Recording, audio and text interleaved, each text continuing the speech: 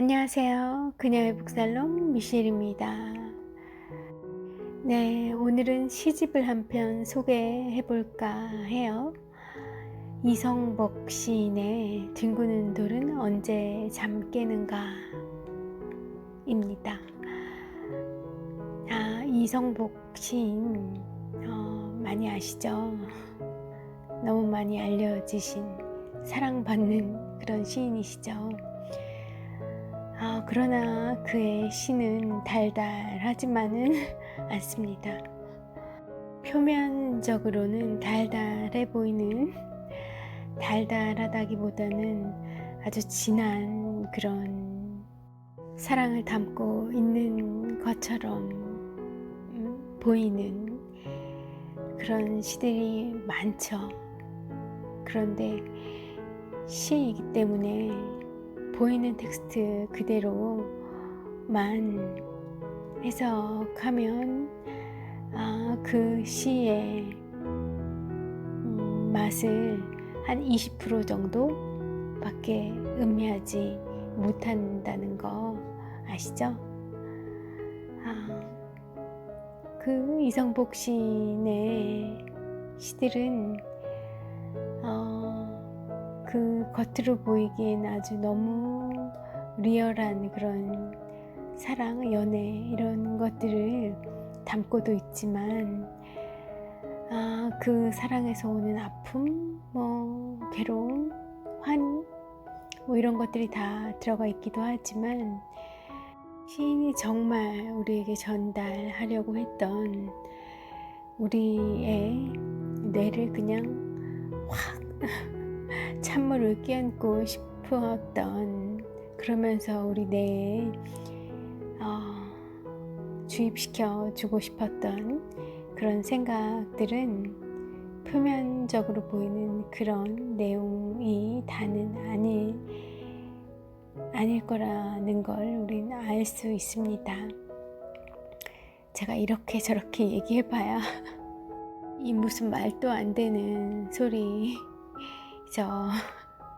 그래서 제가 한 시인, 이성복 시인 덕분에 시세계로 발을 딛게 되신 한 또 다른 유명한 시인의, 이성복 시인에 대한 예찬사를 좀 읽어 드리려고 합니다.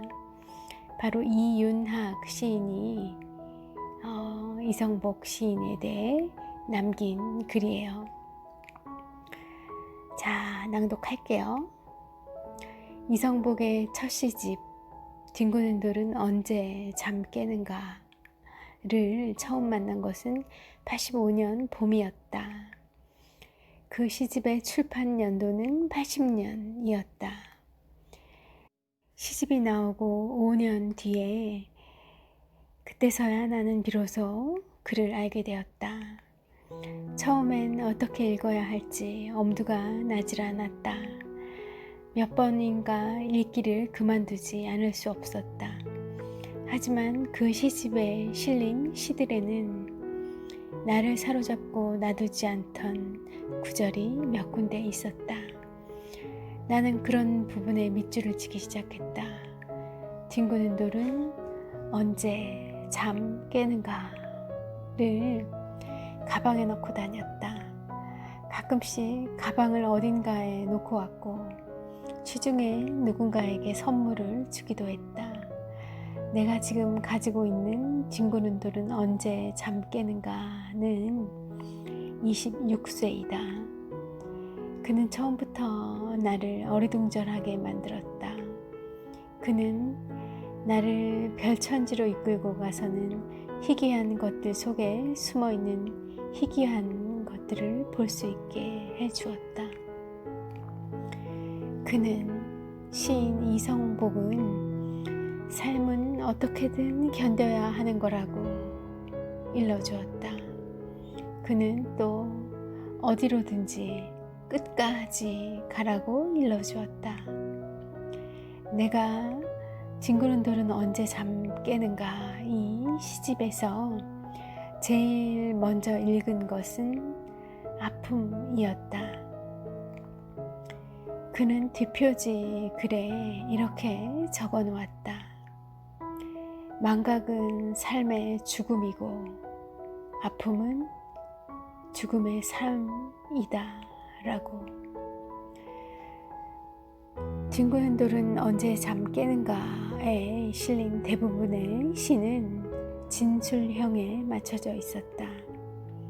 그 진술들은 대단히 절제되어 아픔을 말하고 있지만 아픔 자체에 머물러 있지 않았다. 그의 시의 속도는 굉장히 빨라서 멈칫하는 사이에 어디로 가버렸는지 알 수 없었다.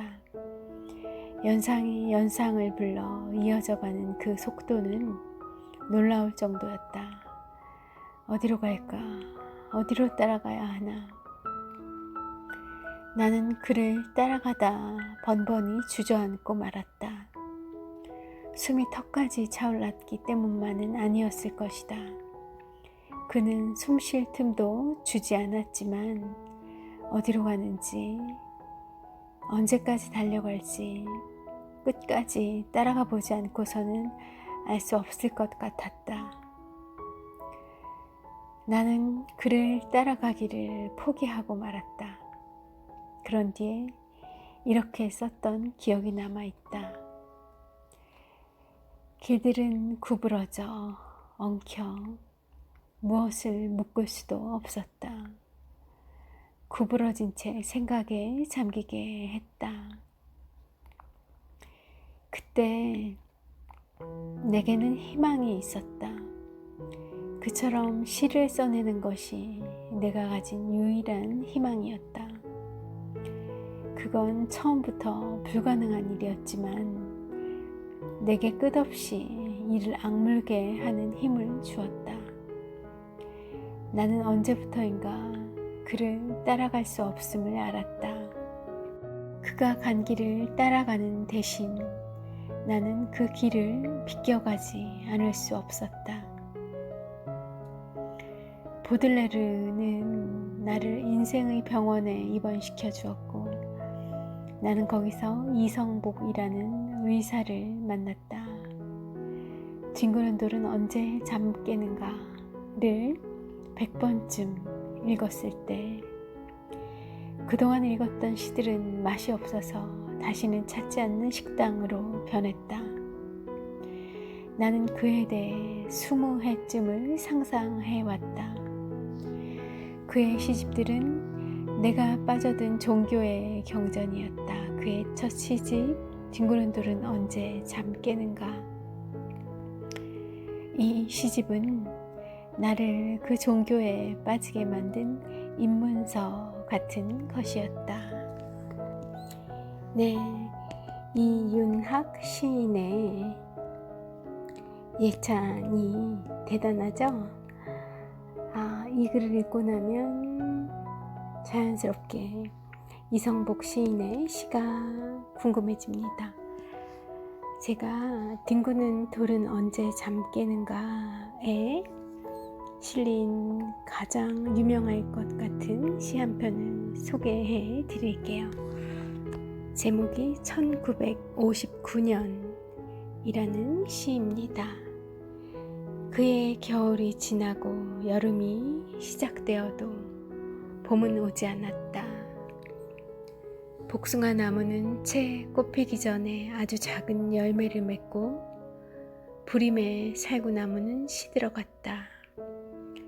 소년들의 성기에는 까닭없이 고름이 흐르고 의사들은 아프리카까지 이민을 떠났다.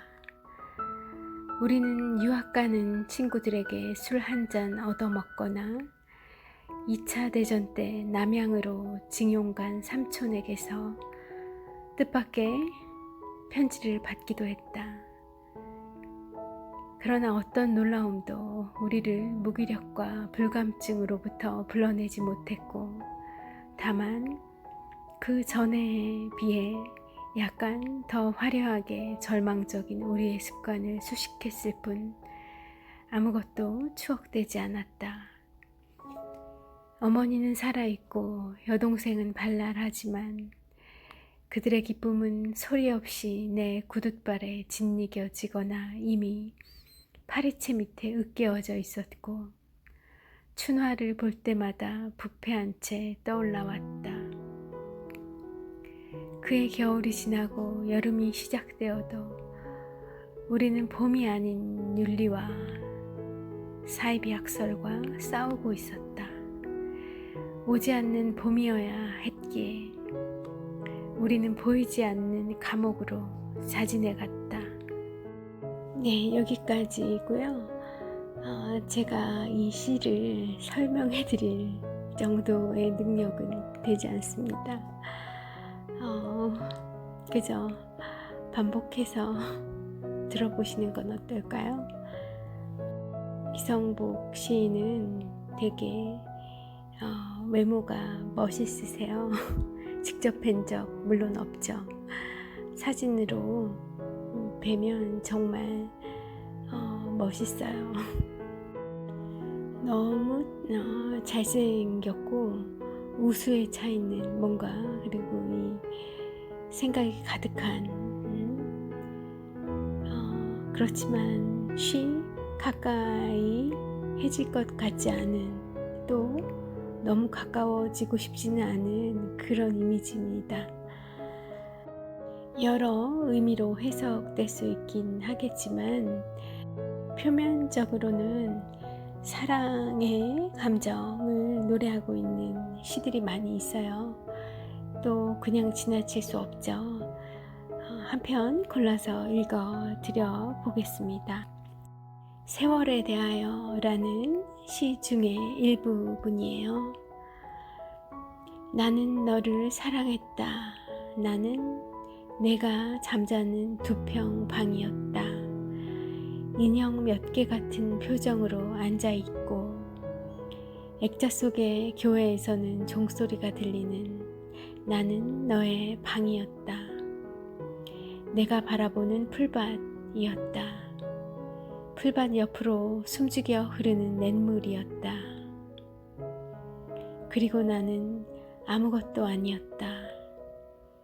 문득 고개를 떨군 내 마음 같은 한 줌 공기였다. 세월이라는 말이 어딘가에서 나를 발견할 때마다 하늘이 눈더미처럼 내려앉고 전깃줄 같은 것이 부들부들 떨고 있는 것을 본다. 남들처럼 나도 2번 연애에 실패했고 그저 실패했을 뿐 그때마다 유행가가 얼마만큼 절실한지 알았고 노는 사람이나 놀리는 사람이나 그리 행복하지 않다는 것을 알아야 했다. 세월은 언제나 나보다 앞서갔고 나는 또 몇 번씩 그 비좁고 습기 찬 문간을 지나가야 했다.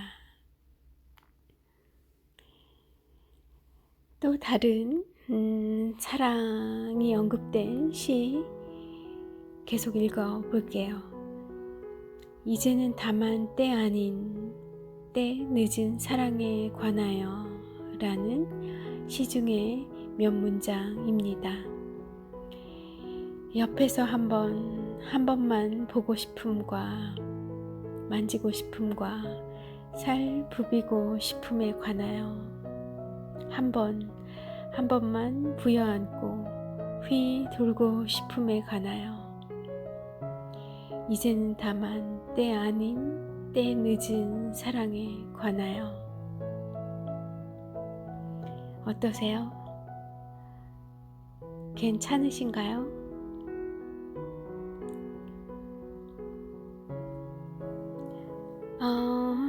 또 눈에 들어오는 부분이 있어요. 출애굽이라는 시 중에 문장인데요. 이런 게 있습니다. 오늘 다 외로워하면 내일 씹을 괴로움이 안 남고 내일 마실 그리움이 안 남는다.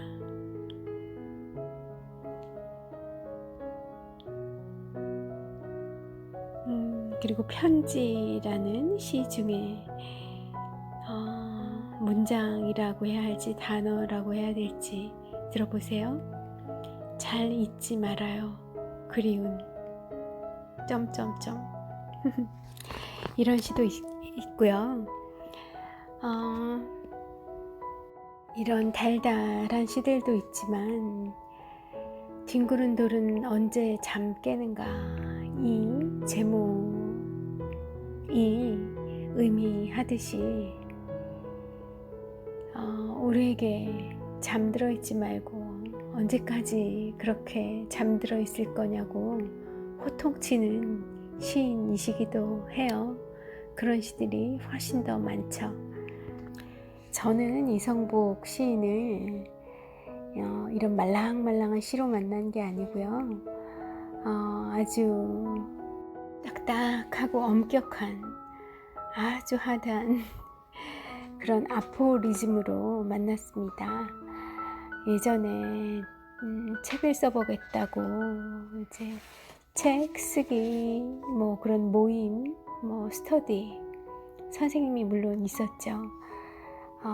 그런 모임에 나가던 때에 그 선생님께서 추천해 주셨던 책이었어요. 이성복 아포리즘을 담고 있는 일종의 시집이죠. 내 고통은 나뭇잎 하나 푸르게 하지 못한다 라는 제목의 아포리즘이 담겨져 있는 문학동네에서 나온 책으로 시인을 처음 만났고요. 제목만큼이나 이 내용들이 어린 저를 지금보다 젊었던 그 저를 벌써 얼마나 됐나요? 세상에 10년 정도가 벌써 지난 것 같아요. 10년이 더 지났거나 그 사이 그 선생님은 돌아가셨어요. 세상에 정말 너무 빨리 가셨어요. 아마 제가 뭔가 가까이 관계를 맺고 있었던 그런 지인 중에 죽음을 맞이한 유명을 달리하신 첫 번째 경험이었어요. 저에겐 유명한 카피를 많이 남긴 광고 하시던 분이었는데 그분에게도 영감을 많이 주셨던 그런 시인인 것 같습니다. 몇 개의 아포리즘을 소개를 드려볼게요. 허무, 우리가 허무하다 할 때 그 허무예요. 그 허무를 어떻게 정의 내리고 있는지 이성복 시인의 허무에 대한 정의를 들어보시겠습니다. 허무란 기형적인 감정이다. 이파랑치를 표백시킨 감정.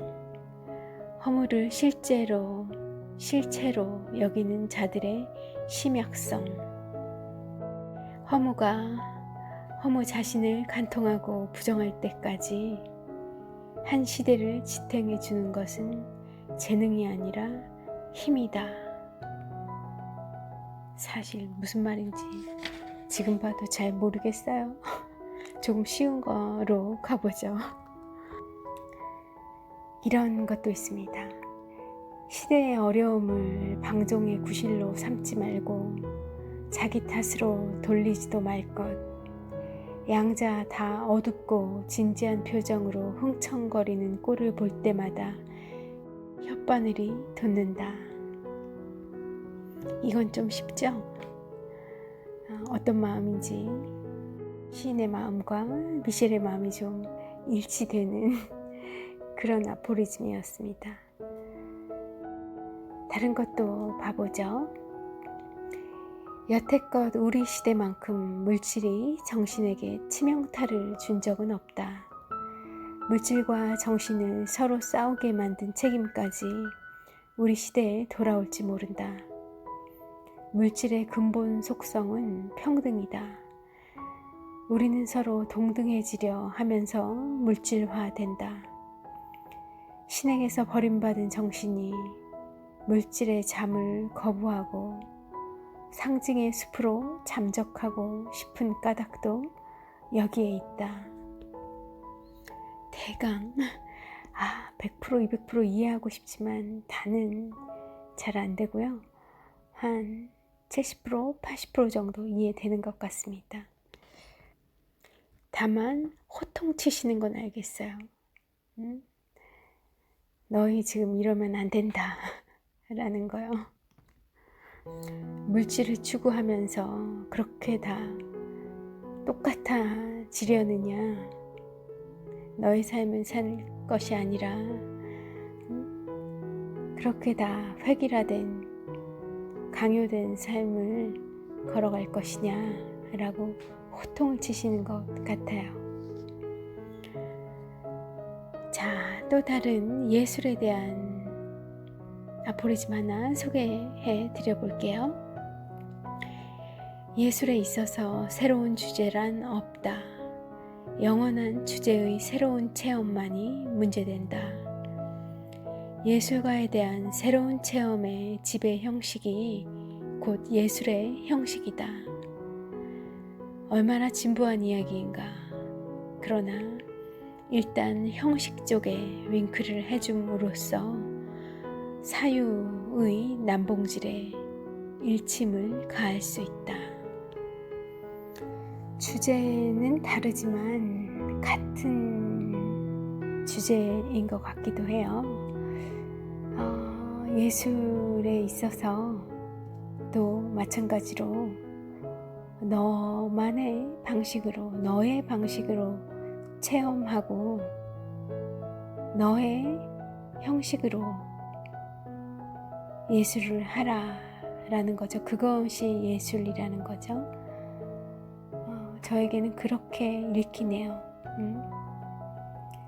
같은 주제를 두고 나의 해석, 나의 형식, 나의 체험을 드러낼 수 있는 것, 그게 예술이다 라는 의미로 저에게는 와 닿고요.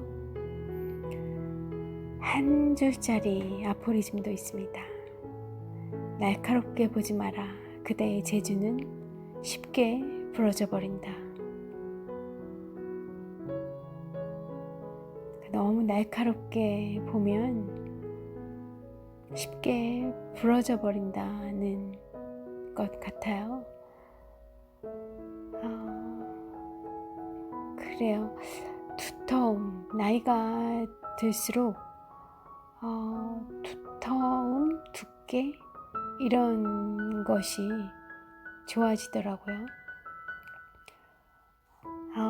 믿겨지시지 않으시겠지만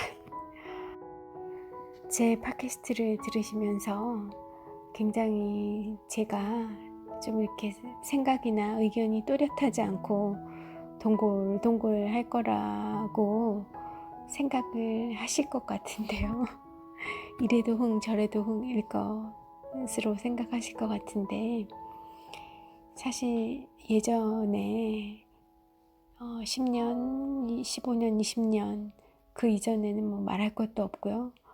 굉장히 뾰족하고 날카롭고 막 어디 막 손대면 비일 것 같은 그런 모남을 가지고 있는 미셸이었거든요.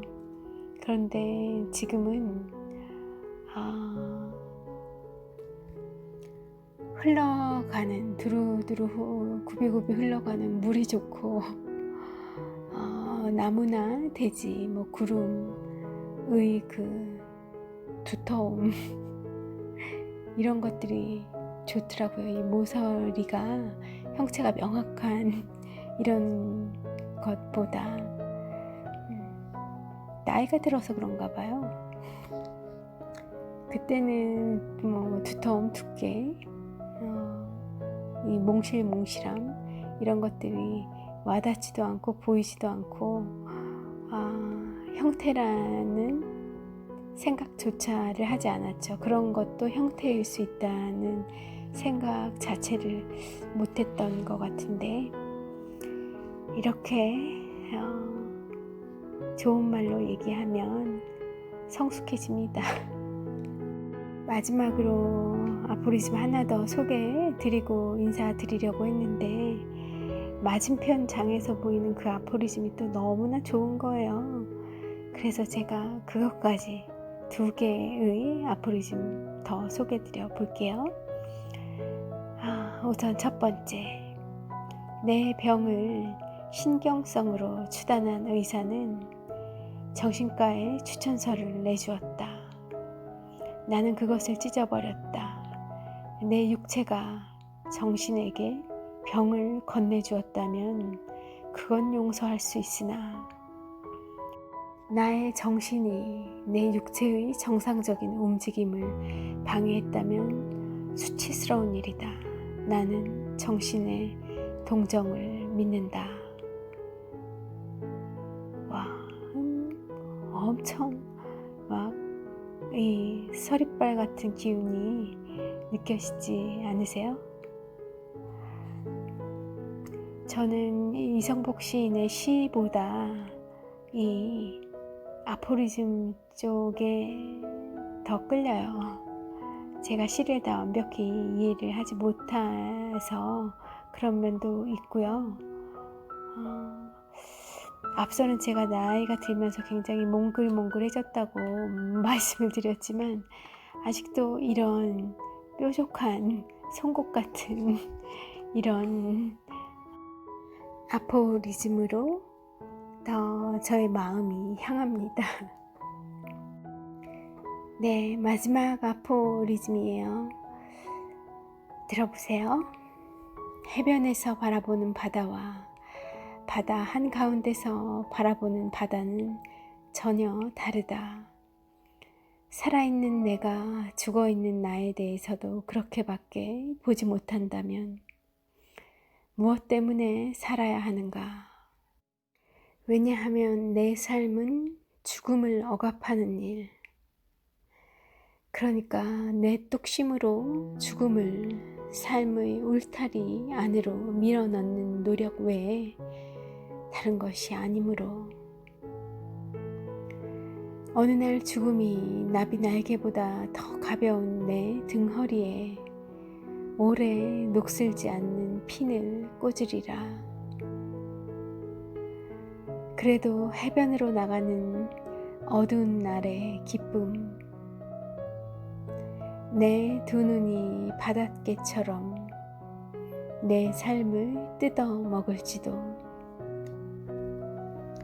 네, 좋은데 다 완벽하게 제 스스로의 힘으로 이해할 수는 없어요. 이성복 시인에 대한 그의 아포리즘에 대한 어떤 거인의 어깨에 올라서 이 시를, 아포리즘을 완벽하게 이해해보고 싶네요. 아니요, 제가 이 아포리즘을 한 100번, 200번 숙독하면, 음미하면 이 뜻이 저에게 다 헤아려지지 않을까 합니다. 그럴 세월이, 시간이, 여유가 좀 있었으면 하는 생각이 드는 그런 밤 시간이 흘러가고 있어요. 비가 너무 많이 와서 좀 지치고 짜증스러운 그런 날들이죠. 어쩌겠어요. 잘 버텨봐야죠. 이렇게 저처럼 시집도 좀 낭독하고 그러면서 이번 한 주 잘 버텨보시죠. 미셸이었고요. 저는 또 내일 찾아오겠습니다. 편한 밤, 좋은 밤, 조용한 밤 되십시오. 함께 해주셔서 감사합니다.